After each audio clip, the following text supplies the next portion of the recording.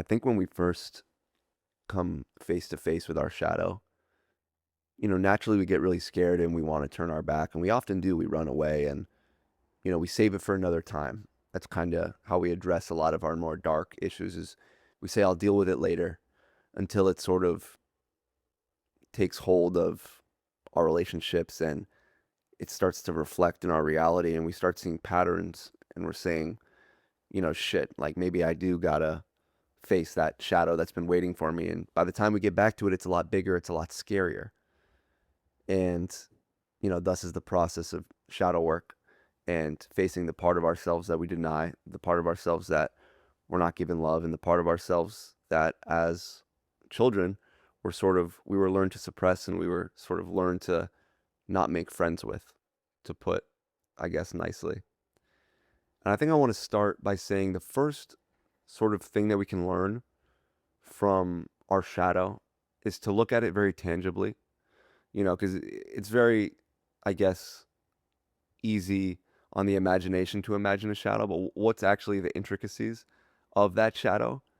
What does it look like? And I think the reason it's more glorified than it really is practiced is because, things can get kind of dark and things could get a little, quote unquote, ugly um, when you're sort of facing parts of yourselves that you don't favor. And that's why I think there's sort of prerequisites and things that you need to do beforehand before trying to illuminate your entire shadow into, your inner light, I guess you could say.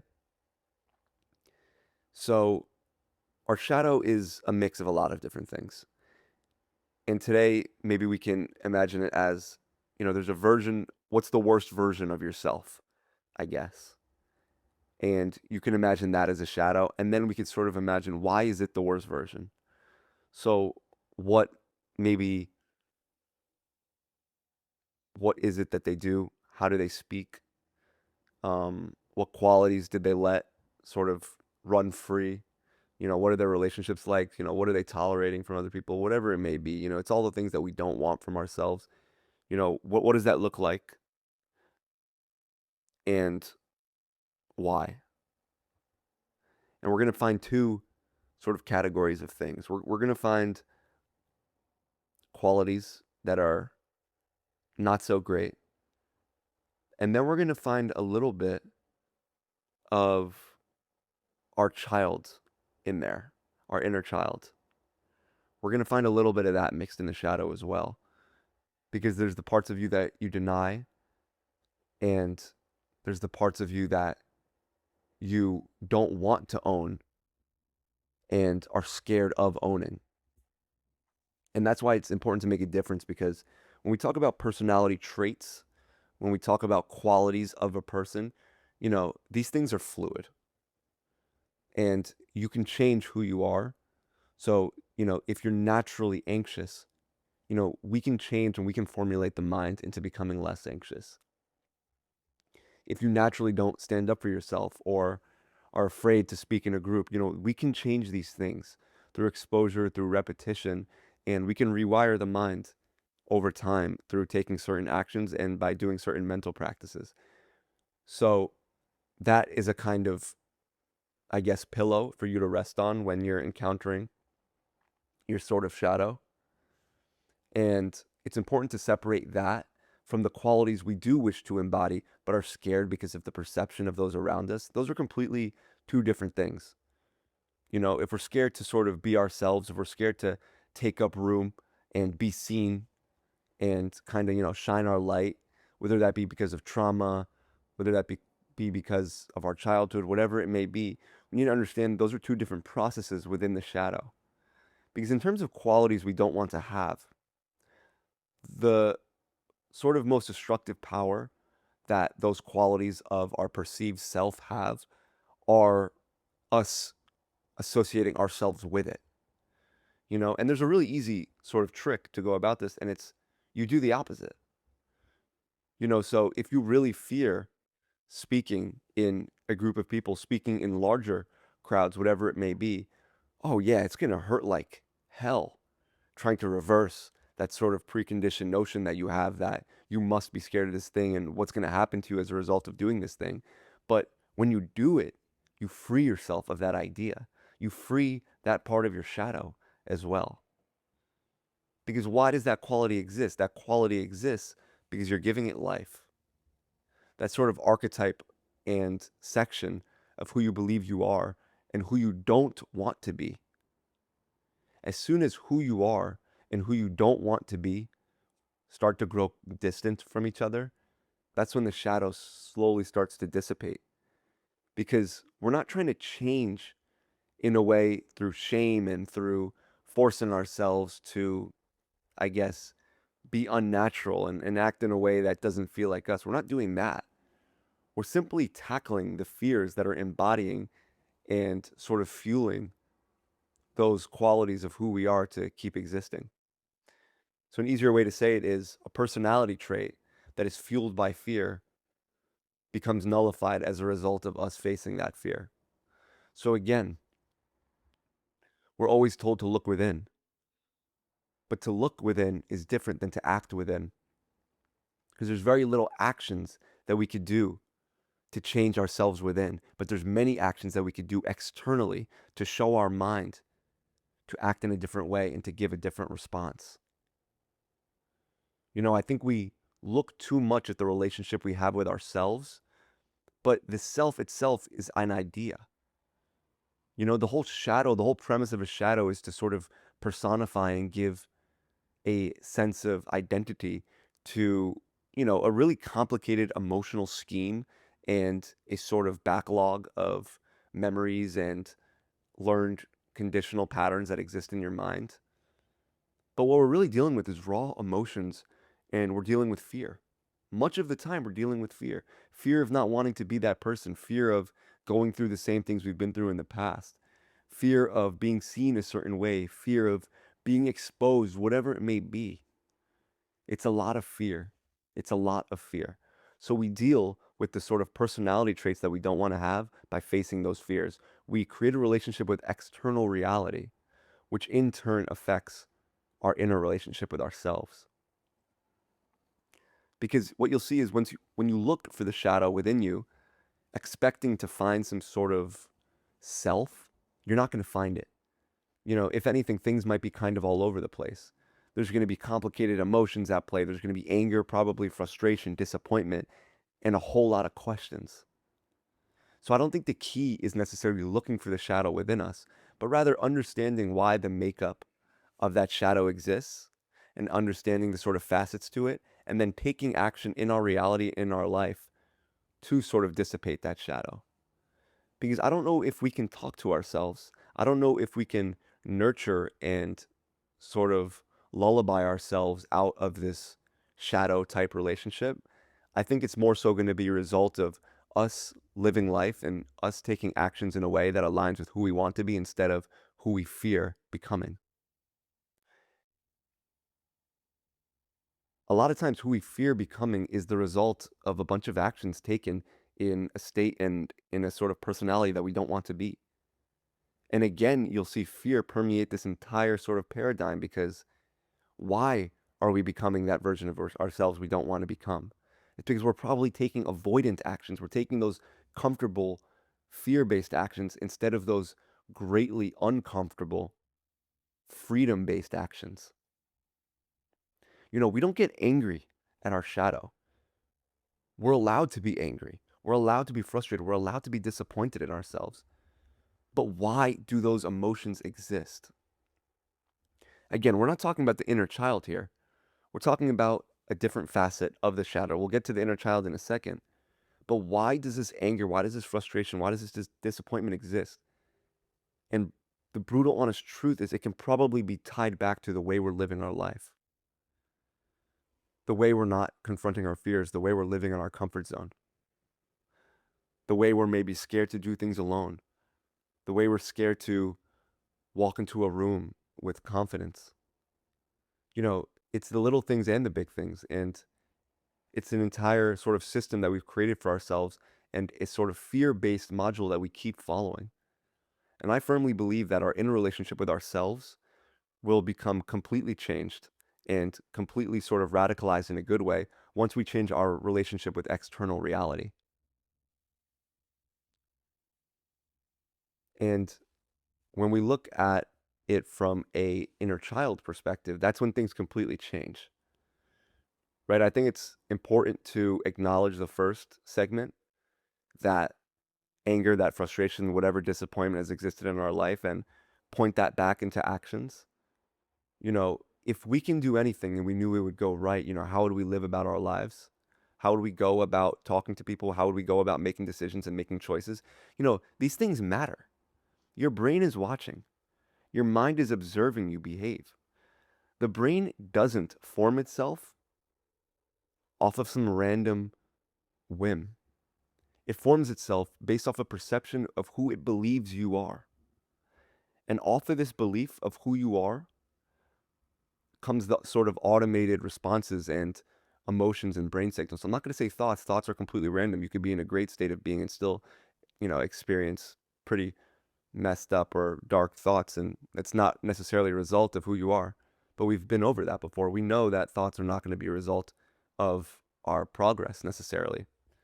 Of course, being in a better state of being in a better mood, having a better life quality, that is going to invite better thoughts, and that'll probably nullify the overactive mind and the overthinking sort of sensations. But that's a mindfulness practice in its own. When it comes to the inner child, though, it's tied to our actions in a very different way.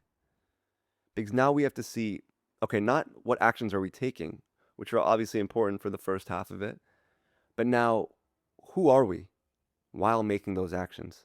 And who are we as a result of what has happened to us in the past? If we knew that we wouldn't be persecuted socially for who we truly wanted to be, then how would we portray ourselves in life? What would we do? How would we live our lives? How would we speak? And that heals the shadow as well.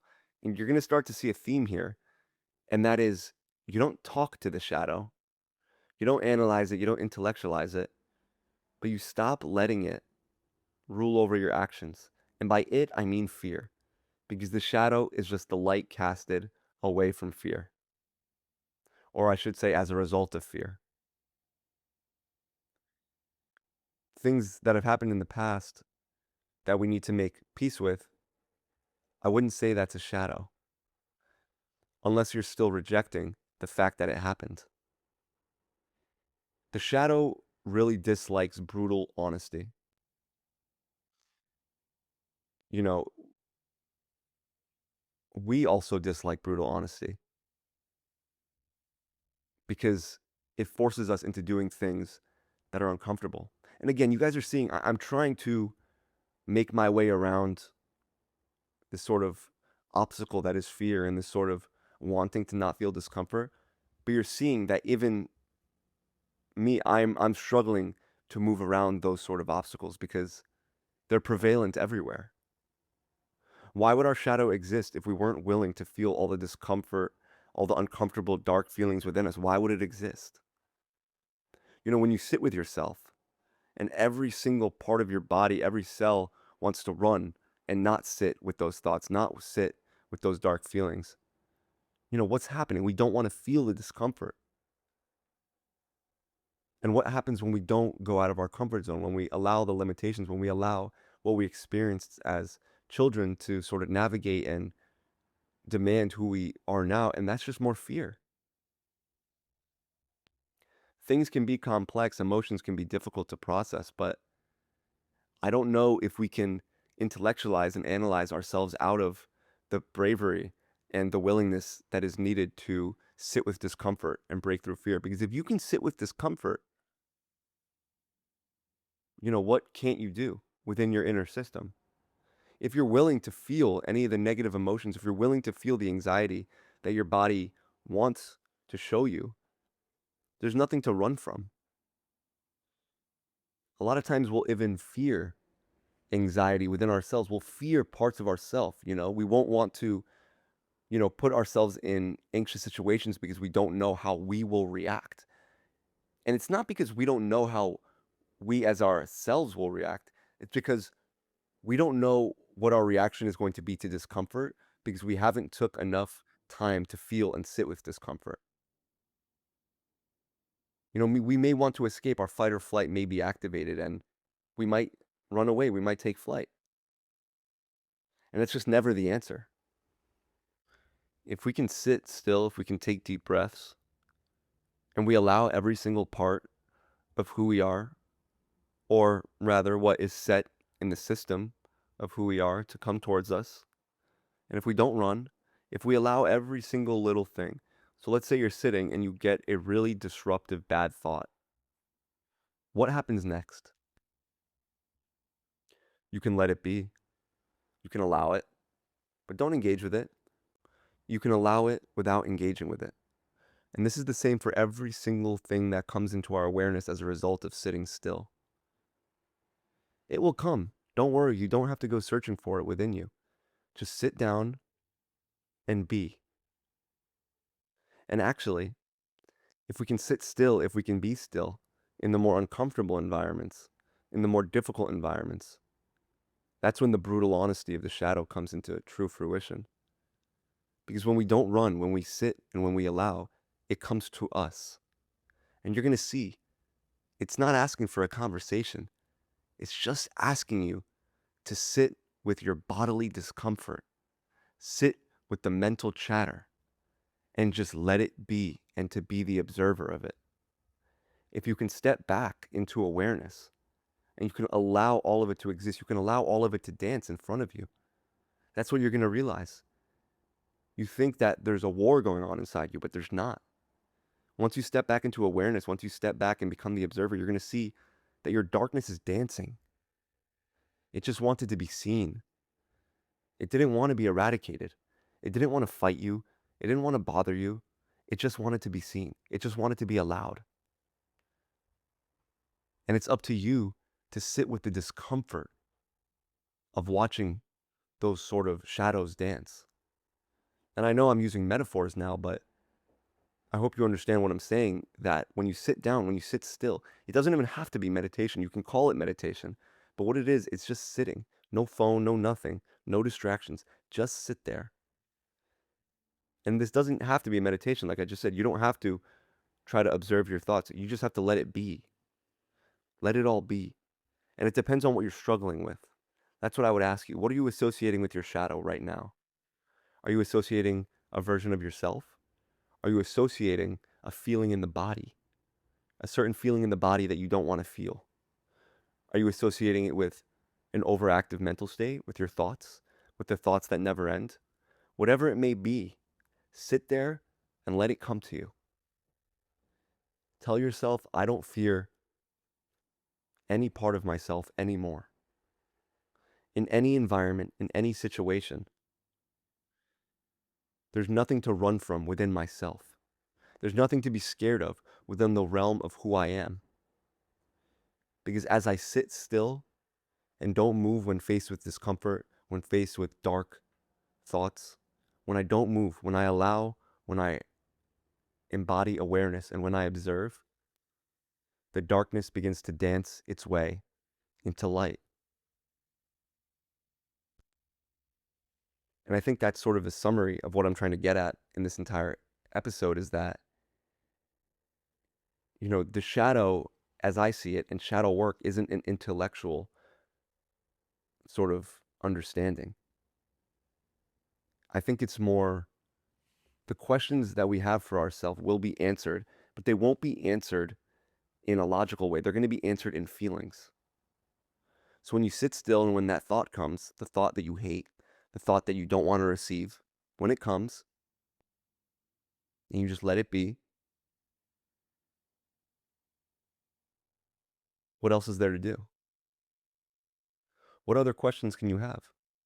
The thought comes, it triggers you into a feeling, there's a discomfort there, and you don't mentally run away. You don't mentally seek asylum in your phone, in substances and distractions, in the TV, whatever it is. Don't go anywhere. Be present with yourself.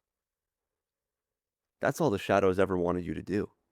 And if you can be present with yourself in amazing moments, in dark moments, in devastating moments, in angry moments, in frustrating moments, just be so utterly present and accept the darkness that exists within you and just let it be, I truly believe that we can find our darkness is more passing and is more flowing like water than we thought. Because I do think resistance, I do think distraction is what sort of encourages the shadow work sort of module. And I know there's more intricacies to understanding shadow work in terms of personality archetypes, but I'm looking at it from a perspective how can we feel emotionally free as soon as possible? And it leads me to believe that presence without running, that sitting with discomfort without avoiding, and that with facing darkness without distraction will lead us to being emotionally free much quicker than any sort of intellectualizing and analyzing could. Because if we can just not let those feelings and those thoughts affect us,